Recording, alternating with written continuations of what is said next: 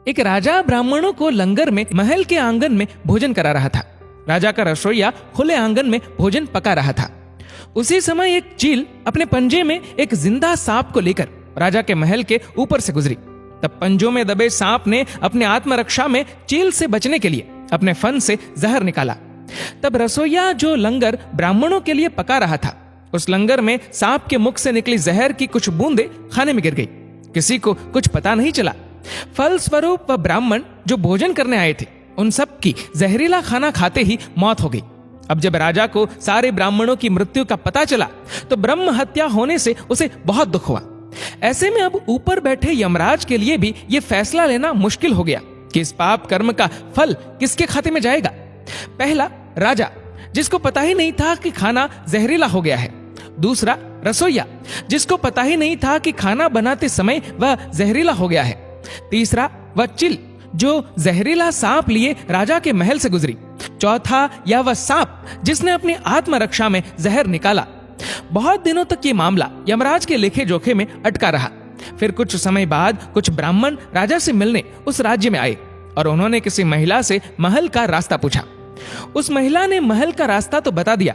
रास्ता बताने के साथ साथ ब्राह्मणों से यह भी कह दिया कि देखो भाई, जरा ध्यान रखना, वह राजा आप जैसे ब्राह्मणों को खाने में जहर देकर मार देता है।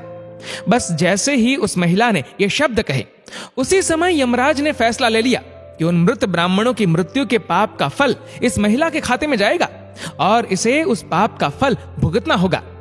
यमराज के दूतों ने पूछा, प्रभु ऐसा क्यों, जबकि उन मृत ब्राह्मणों की हत्या में उस महिला की कोई भूमिका भी नहीं थी। तब यमराज ने कहा कि भाई देखो, जब कोई व्यक्ति पाप करता है तब उसे बड़ा आनंद मिलता है, पर उन मृत ब्राह्मणों की हत्या से ना तो राजा को आनंद मिला, ना ही उस रसोइये को आनंद मिला, ना ही उस सांप को आनंद मिला और ना ही उस चील को आनंद मिला। पर उस पाप कर्म की घटना का बुराई करने के भाव से बखान कर उस महिला को जरूर आनंद मिला। इसलिए राजा के उस अनजाने पाप कर्म का फल अब इस महिला के खाते में जाएगा। बस इसी घटना के तहत आज तक जब भी कोई व्यक्ति जब किसी दूसरे के पाप कर्म का बखान बुरे भाव से करता है, तब उस व्यक्ति के पापों का हिस्सा उस बुराई करने वाले के खाते में भी डाल दिया जाता है। अक्सर हम जीवन में सोचते हैं कि हमने जीवन में ऐसा कोई पाप नहीं किया, फिर भी हमारे जीवन में इतना कष्ट क्यों आया। ये कष्ट और कहीं से नहीं, बल्कि लोगों की बुराई करने के कारण उनके पाप कर्मों से आया होता है, जो बुराई करते ही हमारे खाते में ट्रांसफर हो जाता है। इसलिए सावधान रहे। जिस प्रकार सड़क पर चलते समय हम इस बात का ध्यान रखते हैं कि कोई हमसे ही नहीं, हम भी किसी से टकरा न जाए, ऐसे ही किसी के भी प्रति नकारात्मक भाव रूपी इस प्रज्ञापराध से हमें स्वयं को निरंतर बचाते हुए ही अपना जीवन व्यतीत करने की आदत डाल लेनी चाहिए। क्योंकि हमारे शब्द, हमारे कार्य, हमारी भावनाएं, ये विचार ही हमारे कर्म है। इसलिए इन कर्मों से डरे। ईश्वर तो माफ कर सकते हैं, पर कर्म नहीं।